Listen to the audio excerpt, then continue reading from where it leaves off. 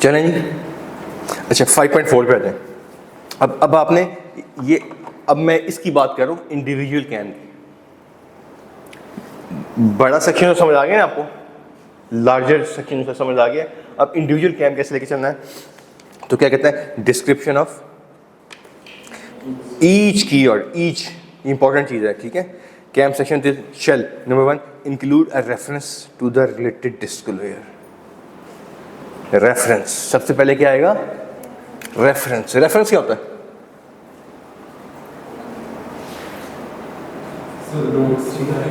हाँ, आप स्टार्ट कैसे करेंगे, as mention in note number this to the financial statement, फिर आप बात शुरू करेंगे। ये बात है रेफरेंस। अब मैंने रेफर कर दिया, इसको उठा के नोट से रेफर कर दिया, ये बात समझ आ गया, पहला पॉइंट क्लियर हो गया। इसकी स्टार्टिंग कहाँ से करेंगे हम, as described in note number 26.1 of the financial statement, जिसमें ये मसला हो, जो भी मसला है। चलेंगे आगे। अब इसको ऐसे लेके चलेंगे ना तो कैम आसान रहेगा आपके लिए, ठीक है। मैंने कैम तकरीबन आपको 2 दफ़ा रिवाइज करवा दिए, कल भी बहुत दफ़ा हमने रिपीट किया, आज फिर हमने रिपीट कर लिया इसे, ठीक है। पॉइंट नंबर 2 पे हैं, स्टेट वाई, वाई को अंडरलाइन करें। पहली बात आपने बताना है कि रेफरेंस दिया, और दूसरा क्या है, क्यों, क्यों कैम है ये, लोगों को बताएं। अब क्यों कैम हो, क्यों कैम होगा ये, क्यों होगा कैम, क्यों, ये पिछले पेज पे पढ़ के आए हैं, ये इंपॉर्टेंट मैटर होगा, ये सिग्निफिकेंट मैटर होगा, सिवियरिटी होगी, ठीक है। अब तो ये कैम याद रहेगा। तीसरा क्या जी, हाउ मैटर वॉज एड्रेस्ड, क्या किया आपने, ठीक है। डेटर्स में इशू था, आपने क्या किया, ठीक है। मर्जर हुआ, आपने क्या किया, तो लोगों को बताएं क्या किया। वो अगले सब बुलेट्स में, brief overview of the procedure performed, brief overview, ये नहीं यहाँ पे।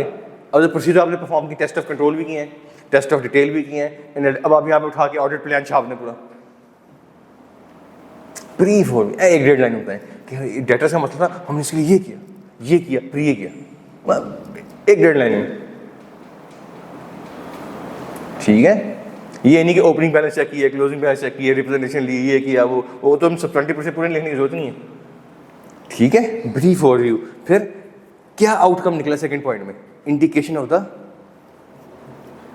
ठीक है। और आपकी क्या ऑब्जर्वेशन थी, करने के बाद आपने क्या फील किया कि ये डेटा ठीक है। हमने कहा, मैंने करने के बाद देखा, मुझे लगा कि डेटा प्रीमियम बिल्कुल ठीक है, लोग तसल्ली भी दे रहे हैं उनको साथ।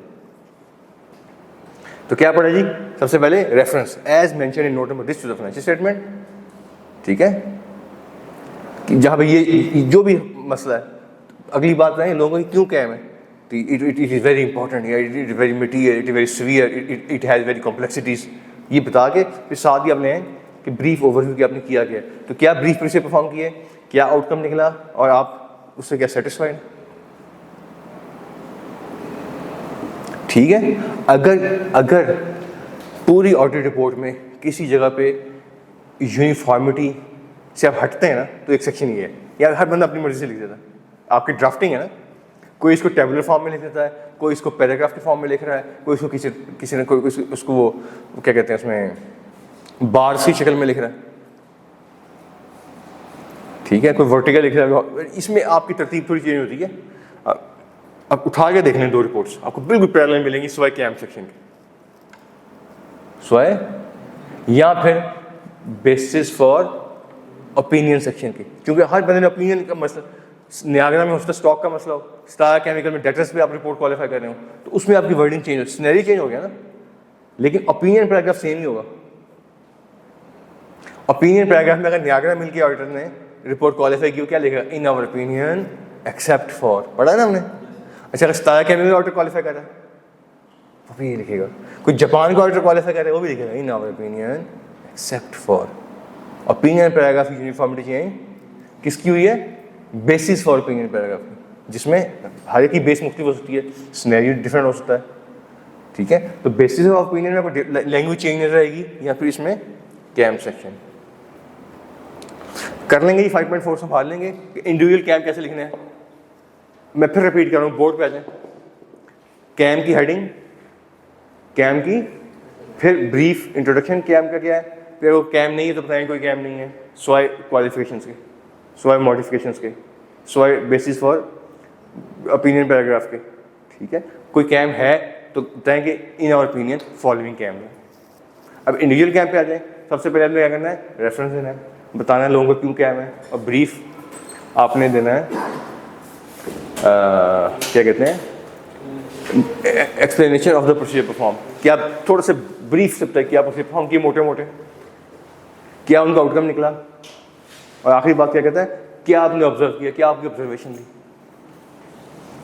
या क्या कंक्लूजन आपने रीच किए, ठीक है।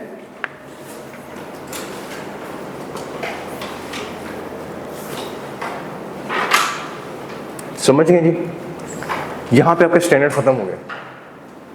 जो कैम के बारे में इंट्रोडक्शन देना था ना आपको, ये जो कैम पढ़ाना था पढ़ा दिया है।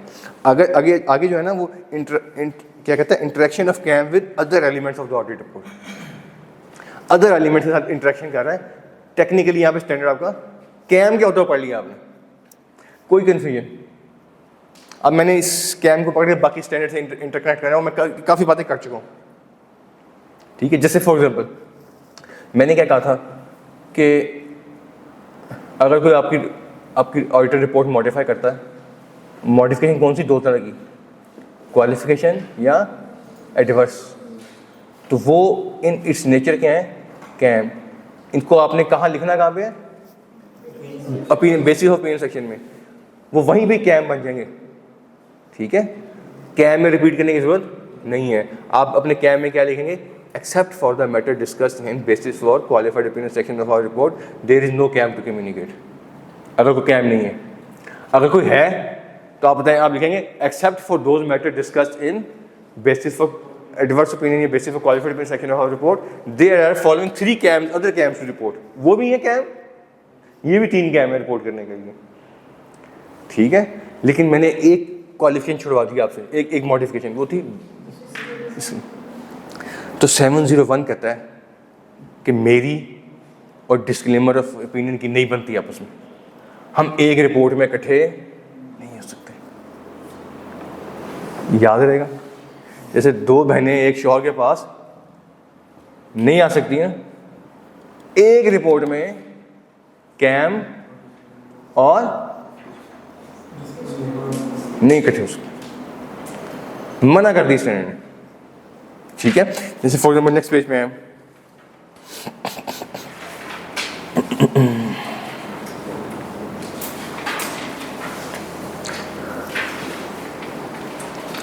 इसमें डॉक्यूमेंटेशन का लास्ट स्टैंडर्ड है ना, डॉक्यूमेंटेशन का लास्ट सेक्शन है, इस ऊपर वाले पे है disclaimer of opinion unless required by law.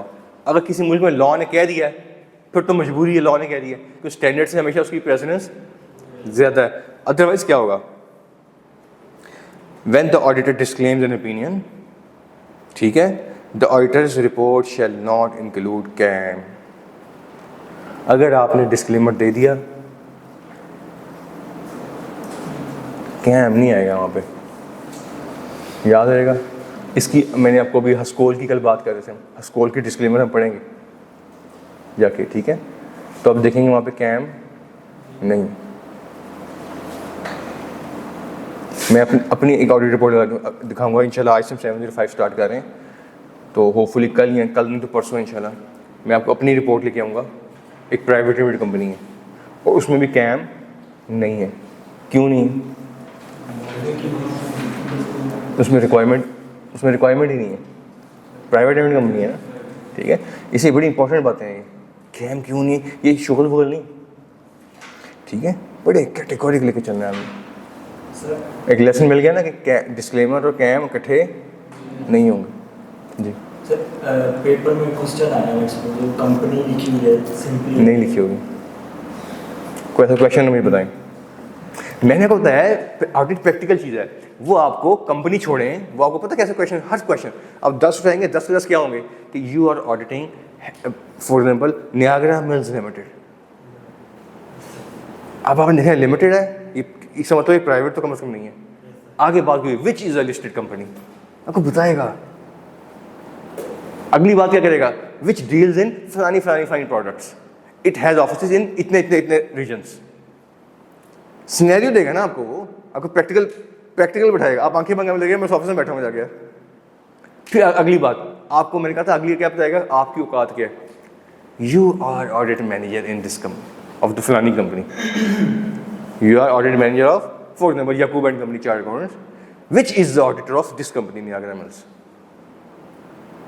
ठीक है, फिर आपका एक स्टूडेंट है वकास, वो आपके पास आया है, इतना डिटेल में आपको क्वेश्चन बताएगा, फिर आपसे कहेगा हाँ जी भाईजान आप बताएं इसका आंसर। ठीक है, रैंडम क्वेश्चन ही माशी तुलूम नहीं है। ठीक है, वो आपको एग्जैक्ट सिनेरियो में जाके बिठा देगा।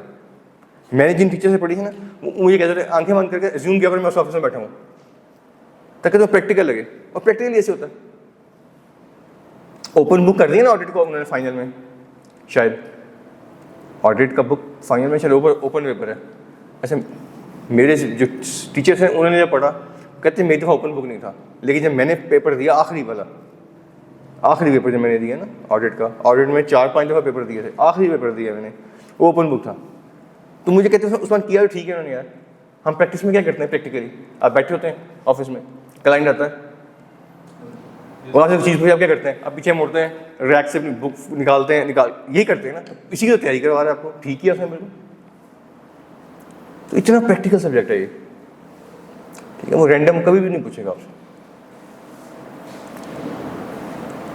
ठीक है, वो जो रैंडम था ना, वो उर्दू ए में होता था कि जनाब शायद इस शेर में ये कहना चाह रहा है, वो कहते नहीं ये कहना चाह रहा है, और शायद इस टाइम बाग में बैठा अपने घर से खिड़की से ये कहना चाह रहा था जी, उसके जहन में ये तख़य्युल आ रहा था।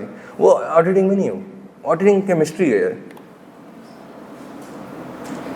ये मैथमेटिक्स की है, वो अलजबरा है, पेट पूछेगा आपसे। ठीक है,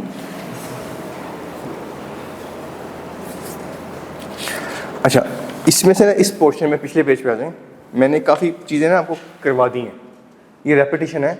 जैसे फॉर एग्जांपल क्वालिफाइड ओपिनियन और material uncertainty relating to going concern.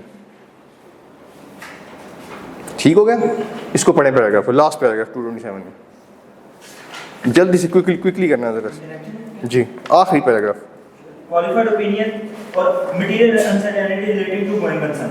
Qualified opinion और material uncertainty relating to going concern are by their nature key audit matter. ठीक है, यही पढ़ा था हमने कि दोनों कैम है। अच्छा, अगर इसको आपने अगर ये कैम है तो इसको आपने रिपोर्ट कहाँ किया हुआ? क्वालिफाइड ओपिनियन कहाँ क्वालिफिकेशन कहाँ डिस्कस हुई है? बेसिस फॉर क्वालिफिकेशन में। और ये जो material uncertainty relating to going concern कहाँ डिस्कस हुआ है? उस पैराग्राफ में। ठीक है, कहते हैं these matters shall not be describe in the KAM section.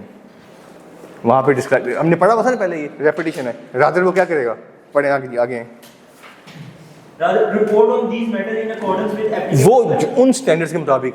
Cam पे कौन सा स्टैंडर्ड लगता है? 701। ठीक है, अच्छा क्वालिफिकेशन पे कौन सा स्टैंडर्ड लगता है? 705। तो कहता है 705 के मुताबिक रिपोर्ट दें उस पर। वो क्या होगी रिपोर्ट? बेसिस ऑफ क्वालिफिकेशन को चेंज करेंगे और क्वालिफाइड ओपिनियन चेंज कर देंगे ऊपर, ऐसे ही है ना। अच्छा, मटीरियल अनसर्टेनिटी 570 कहता है। 570 क्या कहता है कि अलग से एक एमसीएल मैटर पैराग्राफ आएगा, वहीं आएगा पैराग्राफ। वो दोनों वहीं पढ़े क्या हैं, कैम, उसको यहाँ से लिखने की जरूरत नहीं है। ठीक है, अच्छा include a reference to the basis for qualified adverse opinion on the material uncertainty related to the going concern section in the key। अच्छा, ये पैराग्राफ मैंने पढ़ा दिया आपको, ये रेपिटेशन है, समझ गया ना क्या सिनेरियो चल रहा है। अच्छा, आगे वही एडवर्स मीनिंग की बात करता है। एडवर्स मीनिंग मैंने पढ़ा दिया है। जैसे क्वालिफिकेशन एडवर्स में आपने क्या करना है, एडवर्स में कौन सा स्टैंडर्ड लगता है? 75 क्या करता है? अगर एडवर्स करने लगे तो क्या करेंगे आप? अब बेसिस फॉर क्वालिफाइड चेंज करेंगे, basis for adverse opinion change कर देंगे और उसके ऊपर ओपिनियन पैराग्राफ एडवर्स जाके दे देंगे। यही करेंगे ना, अभी भी ऐसे ही करना है। आपने कर दिया, वो क्वालिफिकेशन या एडवर्स ओपिनियन बन गया, तो इन नेचर क्या है? कैम। उसको कैम में अलग से लिखने की जरूरत नहीं है। यही पॉइंट यहाँ पे कहता है, जल्दी से पढ़े मैंने। When the auditor expresses a qualified opinion or adverse opinion communicating other matter key audit matters would still be relevant to enhancing intended users understanding of the audit, and therefore the requirement to determine key audit matters apply. However, as an adverse opinion is expressed in circumstances when the auditor has concluded that the statements individually or in aggregate are both material and pervasive to the financial statement। पढ़ा हुआ qualified adverse क्या होता है? ठीक है, अगले में disclaimer नहीं, इसमें जी Except for the matters described in the basis for adverse opinion section, we have determined ठीक है। that अब वो क्या रिपोर्ट ओपिनियन पैराग्राफ क्या दे रहा है? except for the matter. Assume करो कि यहाँ पे आपने बेसिस फॉर एडवर्स ओपिनियन में एक एडवर्स ओपिनियन दे दिया, जो मसला था वो भी बता दिया। मसला क्या बताया आपने बेसिस में, और उसकी इस बेसिस की बेस पे आपने ओपिनियन में जाके एडवर्स कर दिया। तो अब कैम में क्या लिखना है आपने? कैम में इंट्रोडक्शन में क्या आएगा? कैम का इंट्रोडक्टरी पैराग्राफ, फिर लिखेंगे except for the matter discussed in basis for adverse opinion section there is no other KAM to report. अच्छा, अगर कैम टू रिपोर्ट है फिर फॉलोइंग 3 कैम्स आफ्टर रिपोर्ट। पुरानी बात है, अगर मैं ना भी पढ़ाता ये गुजरा हो गया था आपका, ठीक है। डिस्क्लेमर मैंने पहले छुड़वा दिया था, वो मैंने आज सबसे पहले डिस्क्लेमर पढ़ाया जो नई चीज़ थी आपके लिए, ठीक है।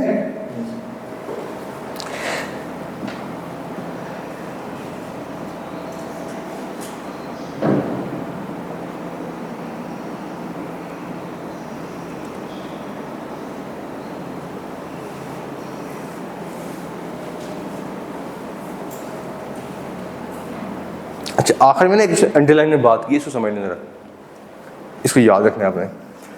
जब आप एक चीज़ पे एडवर्स ओपिनियन देके आए हैं, एडवर्स ओपिनियन कब देते हैं हम? प्राइवेसी फैक्टर किसका? तो ये तो है ना, एक हायर मैग्नीट्यूड की रिपोर्ट है, कंपनी ने नॉन कंप्लायंस की है, मिस स्टेटमेंट की है, ठीक है ना। तो अगर आप उसको उठा के कैम में भी लिख देते ना, अगर लिख देते तो लोगों ने ना शायद वो ठीक है, तो एक उसका इफेक्ट जो सिग्निफिकेंस मटीरियलिटी थी, इंपॉर्टेंस थी, वो डाउन हो जानी थी। इसलिए उसने कहा कि वो लिख दिया, वो ठीक है, वहीं पे कैम। तो ऐसी कोई वर्डिंग यूज़ ना करें जिससे उसकी सिवियरिटी, उसकी हाई मैग्नीट्यूड है, बड़ी सिवियरिटी है उसकी, याद रहेगा, पक्की बात है। ये वो बात करता है कि डिस्क्रिप्शन ऑफ सच अंडरलाइन पढ़ो में other matters do not imply, ऐसी कोई इम्प्लीकेशन ना आ जाए कि जनाब उसमें वो मसला ज़रा लोअर लेवल का, हल्की नेचर का मसला है। नहीं, ऐसे नहीं है, वो हायर मैग्नीट्यूड का इशू है। समझ गए? मैं अगर ये जो 227 का लास्ट पैराग्राफ और 228 का यहाँ तक अगर मैं ना भी पढ़ाता आपको, ये रेपिटेशन थी, समझ गए? पक्की बात है। मैं चलूँ आगे कॉन्फिडेंस से। आगे डिस्क्लेमर आ गया, मैंने को बता दिया कि डिस्क्लेमर और कैम एक रिपोर्ट में इकट्ठे जब तक के लॉ स्पेसिफिकली रिक्वायर ना कर ले आपसे, लॉ रिक्वायर नहीं करता पाकिस्तान में हमारा, ठीक है। आगे आ जाएं, डॉक्यूमेंटेशन। अच्छा, डॉक्यूमेंटेशन आपने पूरी ऑडिटिंग पढ़ ली, नीचे से देखें, आप बताएं क्या डॉक्यूमेंट करेंगे।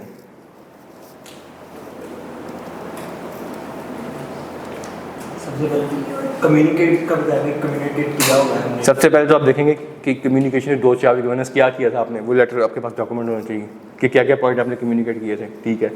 अगली बात, डेफिनेशन क्या है इसकी स्कैम की, कि आपने क्या जजमेंट फॉर्म की, क्यों आपने कहा कैम है, उसको डॉक्यूमेंट करें। करंट पीरियड कहीं है। हाँ, अब क्यों कैम है, क्या जजमेंट है आपकी इसमें, सिग्निफिकेंट था, सीवियर था, मटेरियल था, नेचर में था, जो भी था उसमें एनर्जी बहुत लगी आपकी, ठीक है। तो ये बातें करता है। The matters that require significant auditor attention and the rationale for the वही auditor. सिग्निफिकेंट अटेंशन कहाँ लगी आपकी, ठीक है। Where applicable, the rationale for the auditor determination that there are no key audit. अगर आप कहते हैं कोई कैम नहीं है तो क्यों नहीं है, क्यों कैम नहीं है, ठीक है। इसको सम अप करता हूँ मैं। अगर आप कह रहे हैं कोई कैम नहीं है तो डॉक्यूमेंट करें, और आप कह रहे हैं कैम है तो डॉक्यूमेंट करें क्यों है, ठीक है। और last point, Where applicable, the rationale for the auditor determination not to communicate in the auditor's report a matter determined to be a. आगे आ जाए। आगे अगला सेक्शन 229 हमने कवर किया हुआ सारा। इसके बाद हमारी वो एक फेमस किस्म की रिपोर्ट आ गई, ठीक है। 6.2 हमने सारा कवर कर लिया, 6.3 में पेनल्टीज हमने डिस्कस कर ली हैं, ऐसे ही है जी। चलें आगे आ गया 705 वो मज़े का स्टैंडर्ड है, बड़े शुरू से सुनते आ रहे हैं, पढ़ते आ रहे हैं। 705 खप डाली थी हमने, ऐसे ही है जी। 705 कब लगता है, जब ऑडिटर मजबूर होता है कि अब मैं अनमॉडिफाइड ओपिनियन नहीं दे सकता। और वो क्यों नहीं दे सकता, हमने क्या पढ़ा था, ऑडिट रिपोर्ट 2 तरह की, अनमॉडिफाइड और मॉडिफाइड। अच्छा, अनमॉडिफाइड में 700 हम पढ़े हैं, ठीक है। और अनमॉडिफाइड हमने क्या पढ़ा, दो तरह के होते हैं, that effect financial statement and that do not. That effect 705, that do not effect 706। अच्छा, डैट इफेक्ट में 3 तरह की रिपोर्ट्स पढ़ी, क्वालिफाइड, एडवर्स और डिस्क्लेमर। इसमें क्या पढ़ा हमने, एम्फसिस ऑफ मैटर पैराग्राफ और अदर मैटर पैराग्राफ। अच्छा, ऑडिटर यहाँ से यहाँ क्यों शिफ्ट हुआ, बिकॉज ऑफ 2 रीजन। वो क्या थी, मटेरियल मिसस्टेटमेंट और auditor's inability to obtain sufficient appropriate audit evidence. ऐसे ही पढ़ा था हमने। अच्छा, फिर अकाउंट्स मिसस्टेट कैसे होते हैं, मिसस्टेटमेंट क्या होती है पता है आपको, amount that is reported and that should have been reported in difference. अच्छा, मटेरियलिटी क्या है, जिसका ओमिशन, एरर लोगों के इकोनॉमिक डिसीजन हिट कर देगा। ठीक है, स्कोप लिमिटेशन क्या है, लिमिटेशन का पता है आपको, और स्कोप का पता, स्कोप क्या होता है ऑडिट प्रोसीजर। ठीक है, इसको हम प्यार से क्या कहते हैं, auditor's inability to obtain sufficient appropriate evidence. Clear हो गया। अच्छा, फिर हमने क्या पढ़ा था कि अकाउंट्स मिसस्टेट कैसे होते हैं, 3 रीजन की वजह से।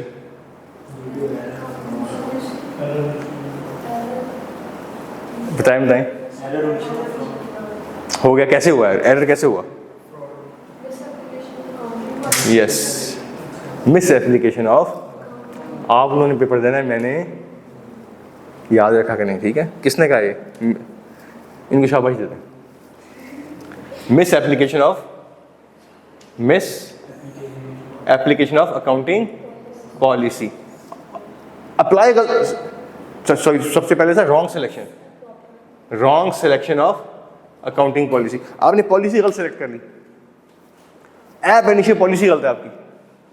नहीं, हम स्टॉक हम डेफिनेटली चार्ज ही नहीं करेंगे, हम ऐसा रखेंगे कॉस्ट। स्टैंडर्ड ही कहता है, स्टैंडर्ड कहता है कॉस्ट लेस अक्यूमुलेटेड डेप्रिसिएशन, यही कहता है ना। अब नहीं, हम ऐसे कॉस्ट पे रखेंगे, ऐप इनिशियल पॉलिसी गलत होगी।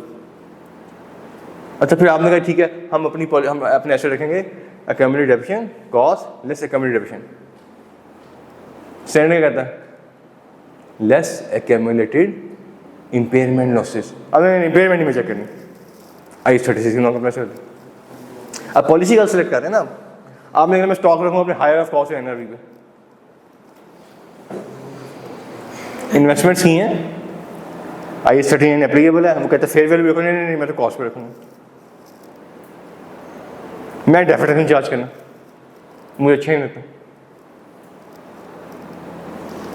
समझ गए, ये है wrong selection of accounting policies. मैंने एग्जांपल दे दी, याद रखनी एग्जांपल। अच्छा, अगला क्या है, सेलेक्ट ठीक करनी, मिस अप्लाई गलत करनी, उसकी एप्लीकेशन गलत कर दी। एप्लीकेशन एग्जांपल क्या है, आपने रखा है मैं डेफिनेट चार्ज करूंगा प्रोपोर्शनेट बेसिस पे, जितने डेज यूज़ किया है उसकी डेफिनेट चार्ज करूंगा, जितने डेज यूज़ नहीं किया मैं चार्ज नहीं करूंगा। एक एसेट इस साल 200 दिन यूज़ हुआ तो 200 दिन डेफिनेट चार्ज करूंगा। 201 जो दिन था 201st डे उसमें सेल हो गया तो उसके सेल के बाद मैं डेफिनेट चार्ज नहीं करूंगा। ये आपकी अकाउंटिंग पॉलिसी थी, बिल्कुल ठीक सिलेक्ट। लेकिन जब अप्लाई करने गए तो आपने क्या किया, जिस साल परचेज किया पूरे साल की डाल दी, जिस साल सेल किया डेफिनेट चार्ज ही नहीं की। फॉलो करेंगे मेरी बात। पॉलिसी के मैं इम्पेयरमेंट लॉस चार्ज करूंगा, पॉलिसी है लेकिन चार्ज ही नहीं की। पॉलिसी सही है कि मैं डेफर्ड टैक्स चार्ज करूंगा, चार्ज ही नहीं करूंगा। ठीक है, अब पहला क्या था, रॉन्ग सिलेक्शन गलत कर ली। दूसरा क्या, सिलेक्शन ठीक है अप्लाई कर दिया। तीसरा क्या है कि आपने सिग्निफिकेंट डिस्क्लोजर डेफिशिएंसी कर दी, कोई ऐसा डिस्क्लोजर उड़ा दिया जो कि फंडामेंटल था। डिस्क्लोजर जैसे कोई मर्जर डीमर्जर हुआ, आपने डिस्क्लोजर नहीं दिया। जैसे अब वो हमने एक फार्मास्यूटिकल कंपनी की एग्जांपल पढ़ी थी, एक ही सॉल्ट था, हेल्थ ने बैन कर दिया, केस आपका हाई कोर्ट में चल रहा है, आपने डिस्क्लोजर नहीं दिया लोगों को। कितना इंपॉर्टेंट डिस्क्लोजर है वो। बैंक है, कोई आपसे स्टेट बैंक की नॉन कंप्लायंस कर होगी रेगुलेशन की, स्टेट बैंक ने आपका लाइसेंस कैंसिल कर दिया, आपने सुप्रीम कोर्ट में स्टे लिया हुआ, हाई कोर्ट में स्टे लिया हुआ, सुप्रीम कोर्ट का केस वो आप डिस्क्लोज नहीं कर रहे। अब ये छोटा डिस्क्लोजर है। इधर आप लोग इन्वेस्ट कर बैठे, कोई लोन लेंडिंग कर बैठे, कोई लीजिंग कर बैठे आपके साथ, उधर सुप्रीम कोर्ट ने केस अगेंस्ट कर दिया। एक डिसीजन पे हमारे तो हुकूमतें आगे पीछे हो जाती हैं, कंपनी तो चीज़ ही कोई नहीं। ठीक है, चले आगे। ये समझ आ गया? अकाउंट कैसे मिसस्टेट होंगे? Because of 3 reasons. गलत पॉलिसी सेलेक्ट कर ली, गलत अप्लाई कर दी, कोई डिस्क्लोजर डेफिशिएंसी कर दी, याद रहेगा। अच्छा, स्कोप लिमिट कैसे आएगी? इसकी भी 3 रीजंस थी। पहली क्या है? Scope limit impose by management, कहती यार नहीं देना, जो करना कर लो।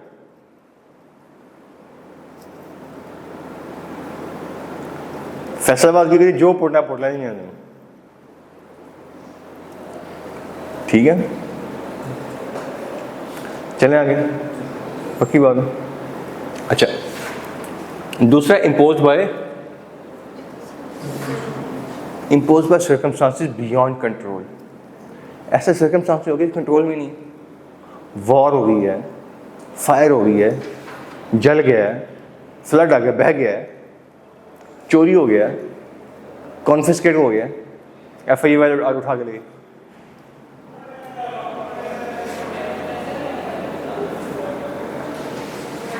अब तो FIA वाले कुछ डाटा चाहिए ना, डाटा तो LCDs में उठा के ले जाते हैं। हाँ,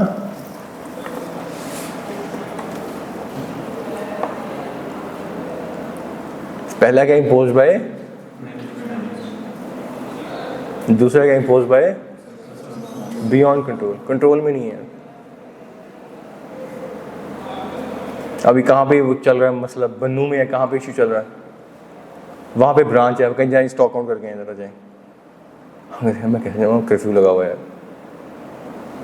ये सीरिया में ब्रांच है, पैलेस्टाइन में भी ब्रांच है, इंडिया में ब्रांच थी, उन्होंने कॉन्फिस्केट कर ली, वह चढ़ने मार के आपको वहाँ से निकाल दिए। अब आप मैनेजमेंट को चपेड़े पड़ी हैं, वो ऑर्डर का कैसे भिजवा दें आपको? ये हड़ताल हो गई है, स्ट्राइक हुई है, आप जा ही नहीं पा रहे, स्टॉक आउट करना है, ट्रांसपोर्ट की हड़ताल है। हमारी तो हड़तालें ऐसी हुई थी जिसके सर में दर्द होगा हड़ताल कर देते जिला काउंसिल के सामने आके। ठीक है,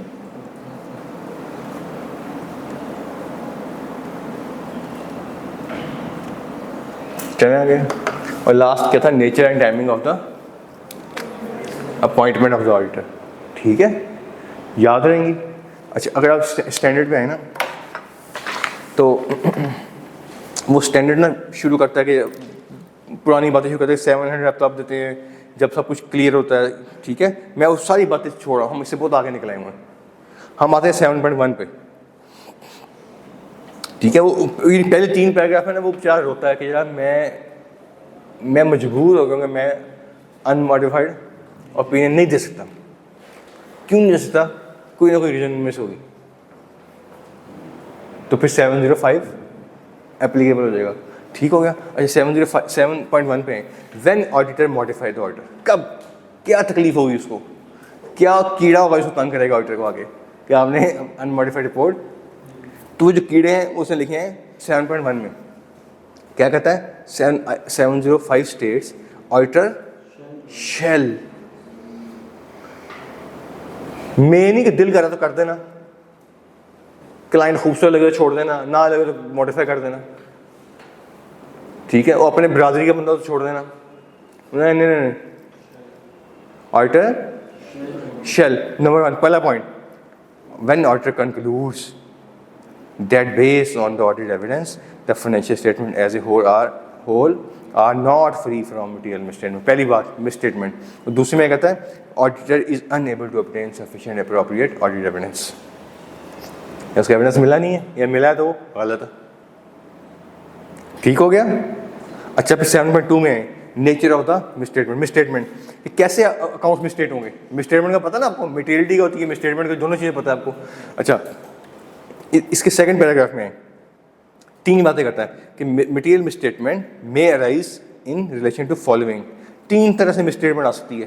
पहला क्या है? एप्रोप्रिएटनेस ऑफ अकाउंटिंग, दूसरा